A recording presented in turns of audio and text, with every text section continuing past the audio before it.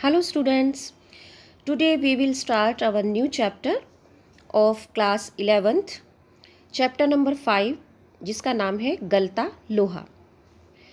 इसके लेखक हैं शेखर जोशी। बच्चों, इस चैप्टर में ये बताया है लेखक ने कि किस प्रकार जातीय अभिमान से ऊपर उठकर कोई व्यक्ति अपने कार्य में महानता हासिल करता है।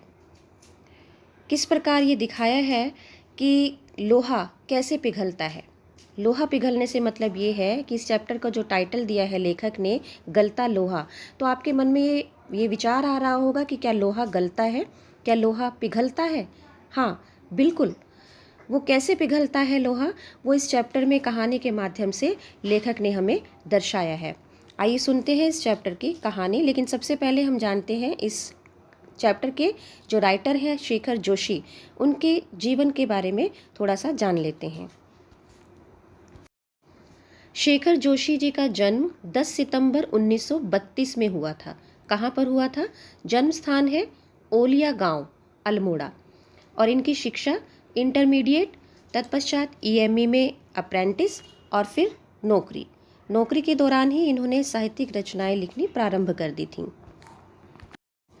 इनके कुछ प्रसिद्ध उपन्यास हैं कोसी का घटवार, मेरा पहाड़, मूषक उवाच, चींटे के पर, साथ के लोग और हलवाहा। शेखर जोशी को इनके साहित्यिक जीवन में जो सम्मान व पुरस्कार मिले हैं उनमें से हैं महावीर प्रसाद द्विवेदी पुरस्कार 1987, साहित्य भूषण 1995, पहल सम्मान 1997 और इसके साथ इन्हें राष्ट्रीय मैथिली शरण गुप्त सम्मान भी दिया गया। Students, let us start the explanation of this chapter.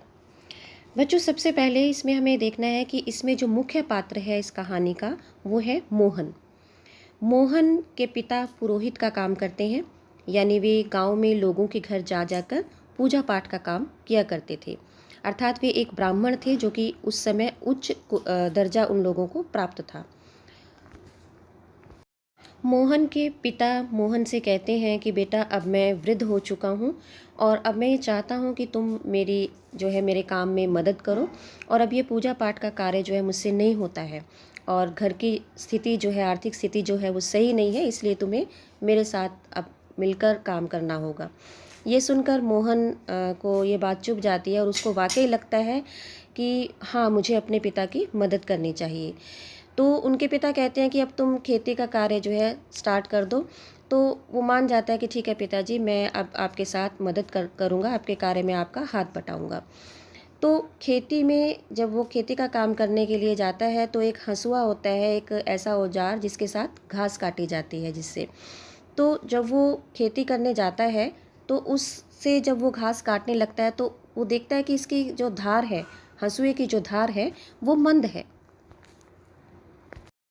तो हंसुए की धार को तेज कराने के लिए मोहन एक लोहार के पास जाता है और संयोगवश क्या होता है, वो लोहार जो होता है उसका सहपाठी निकलता है। तो दोनों एक दूसरे को देखकर बहुत ही प्रसन्न होते हैं और मोहन उससे कहता है कि भाई ये जो हंसुआ है इसकी धार को तेज़ कर दो। तो बातों ही बातों में दोनों जो है अपने अतीत की यादों में खो जाते हैं और अपने स्कूल के दिनों को याद करते हैं। स्कूल में मोहन एक कुशाग्र बुद्धि बालक होता है और पढ़ाई में बहुत अच्छा होता है, मेधावी छात्र होता है और सभी अध्यापकों की भी नज़रों में होता है। वो सभी टीचर्स उसको प्यार करते हैं। जैसे कोई बच्चा कोई पढ़ाई में अच्छा होता है, अच्छा रिस्पॉन्स टीचर को जो बच्चे देते हैं, तो टीचर भी उनको बहुत लाइक करते हैं, उनको प्यार करते हैं। और इसी तरह से मोहन भी था जो कि अपने शिक्षकों की रिस्पेक्ट भी करता था और उनके द्वारा दिए गए हर काम को बहुत अच्छे से लर्न करके उनको सुनाता था। दूसरी तरफ जो धनराम है वो मंद बुद्धि होने के कारण अक्सर डांट खाया करता था। तो जो मोहन है बड़ा इंटेलिजेंट होता है क्लास में। तो एक मास्टर होते हैं त्रिलोकी सिंह मास्टर का भी फेवरेट होता है मोहन। अच्छा स्टूडेंट होता है उनकी नज़रों में भी, तो वे उसको मॉनिटर बना देते हैं कि ये इंटेलिजेंट बच्चा है और ये जो है सभी बच्चों को हैंडल कर सकता है। और मोहन क्या करता था, मोहन सब बच्चों को काम देता था और जो बच्चे उस कार्य को नहीं करते थे उसकी शिकायत वो त्रिलोकी सिंह मास्टर जी से कर देते थे। तो इसी तरह से एक दिन क्या होता है कि जो त्रिलोकी मास्टर हैं वो धनराम को या पूरी क्लास को सॉरी वो 13 का पहाड़ा याद करने के लिए देते हैं। मोहन उस चीज़ को या बाकी बच्चे जो है सब सुना देते हैं, किंतु धनराम जो होता है क्योंकि उसे सब ठीक से याद नहीं कर पाता, वो उसको वो टेबल याद नहीं हो पाती है और वो इसी चक्कर में बहुत डांट खाता है। तो मास्टर त्रिलोकी सिंह को बहुत गुस्सा आ जाता है। वो कहते हैं कि लोहार का बेटा है, इसके दिमाग में लोहा भरा हुआ है, तो इसको विद्या का ताप कैसे आएगा। ये सुनकर मोहन को भी अंदर से दुख होता है कि आखिर वो उसका मित्र है, उसके मित्र के लिए ऐसा कहा मास्टर जी ने। लेकिन जो धनराम होता है वो भी इस बात को बहुत महसूस करता है। कक्षा में जो दूसरे स्टूडेंट्स होते हैं वो मास्टर जी की इस बात को सुनकर हंस पड़ते हैं, मतलब धनराम का सब मजाक उड़ाते हैं। तो धनराम जो है वो इस चीज़ से परेशान हो जाता है और वो अपनी पढ़ाई को छोड़ देता है। केवल तीसरे दर्जे तक ही वह पढ़ाई कर पाता है। और उसके बाद वो क्या करता है, अपने लोहार के कार्य को करना प्रारंभ कर देता है। उधर दूसरी ओर जो मोहन है उसके पिता वो बहुत ही प्रसन्न होते हैं कि उनका बच्चा पढ़ाई में अच्छा है, मेधावी छात्र है। तो वो उस बच्चे को, अपने बेटे को गांव में जो है गांव से 3-4 मील की दूरी पर एक स्कूल में डाल देते हैं। और वहाँ पे क्या होता है कि उसको जाने में समस्या होती है मोहन को बीच में, क्योंकि एक नदी पड़ रही होती है और उस नदी को अक्सर उसको तैर करके बरसात के मौसम में जाना पड़ता था और ऐसे ही तैर के उसको वापस आना पड़ता था। तो इससे मोहन के पिता भी परेशान थे क्योंकि उसकी पढ़ाई में इस तरह से विघ्न डल रहा था और उसके स्वास्थ्य के लिए भी ये सही नहीं था। इसी बीच बच्चों, मोहन के परिवार में उनका कोई सगा संबंधी आता है जिसका नाम होता है रमेश। ये एक दूसरा कैरेक्टर है, एक और कैरेक्टर है। और स्टार्टिंग में क्या होता है, जो मोहन के पिता हैं वो ये कहते हैं उनसे कि भाई तुम जो है मेरे बेटे को अपने साथ लखनऊ ले जाओ। लखनऊ से आता है वो और वहाँ पर इसको किसी अच्छे स्कूल में इसका एडमिशन करा दो। तो मोहन है वो रमेश के साथ लखनऊ चला जाता है। शुरू में क्या होता है कि रमेश उसका बहुत ध्यान रखता है, किंतु धीरे धीरे वह उसे बोझ समझने लगता है और उससे ये कहता है कि भाई देखो, अब तुम्हारा खर्चा जो है मैं नहीं उठा पाऊँगा और तुम्हें मेरे साथ भी थोड़ा सा काम करना होगा और पढ़ाई के साथ साथ तुम्हें एक्स्ट्रा वर्क भी करना पड़ेगा तुम्हें। तो वो क्या करता है, रमेश उसको तकनीकी स्कूल में डाल देता है जहाँ पर वो एक फैक्ट्री में फिर उसे काम पर लगा दिया जाता है। और पिता ये सोचते हैं कि मेरा बेटा अच्छा पढ़ रहा होगा, उनके मन में ये है कि मेरा बेटा लखनऊ गया हुआ है और रमेश उसका ध्यान रख रहा होगा।